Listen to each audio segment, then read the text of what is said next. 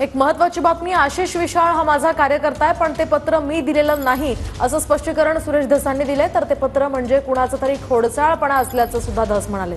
तर माझी सही करायला सोपी असल्यामुळे काही लोक ती करत असतात असंही सुरेश धस यांनी दावा करत म्हटलंय। पत्रकार सुनील ढेपे आणि माझा काहीही वाद नसल्याचं सुद्धा सुरेश धसांनी स्पष्ट केलंय। आज आष्टी मतदारसंघामध्ये आमदार सुरेश धस यांची आमसभा आहे। आपण पाहतोय की अण्णा आमसभेसाठी आज रवाना होत आहेत। अण्णा, आज 7 वर्षानंतर ही आमसभा होते, काय प्रतिक्रिया? काय आमसभा हे जनतेचं गाऱ्हाण ऐकण्याचं ठिकाण आहे। सर्वसामान्य कोणीही माणूस येतो आणि आपलं गाऱ्हाण मांडतो। 11 वाजताची आता मला लेट झालं आणि आता 11:10 पर्यंत आम्ही जातो सुरू करतो।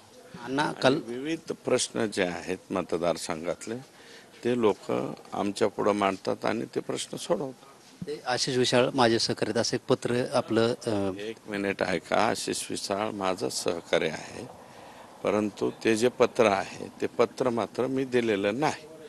ते पत्र खोडसाळपणे, कारण माझी सही तशी करायला जरा सोपी आहे, तर काही लोक ते उद्योग करतात असे।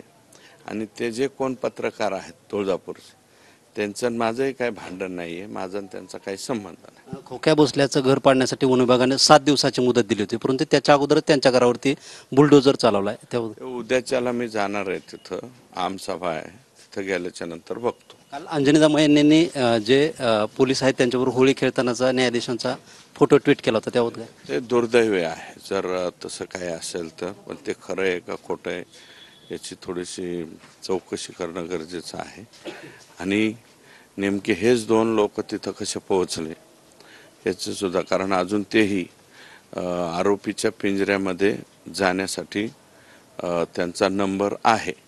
कदाचित जज साहेबांना हे माहीतही नसावेत शेजारी, पण कारण धुलिवंदनाचं सण याच्यामध्ये सर्वच लोक जमा होतात, तसं आता लगेच डायरेक्ट कोर्टावरती ब्लेम करणं मला वाटतं चांगलं नाही। ओके, आपल्याबरोबर आता बोलत होते आमदार सुरेश अण्णा धस हे देखील आता आमसभेसाठी रवाना होत आहेत। जे पत्र जे दिलेलं होतं धाराशिव या ठिकाणी, तर ते पत्र हे खोडसाळपणाने दिलं असून हे पत्र मी दिलेलं नाही।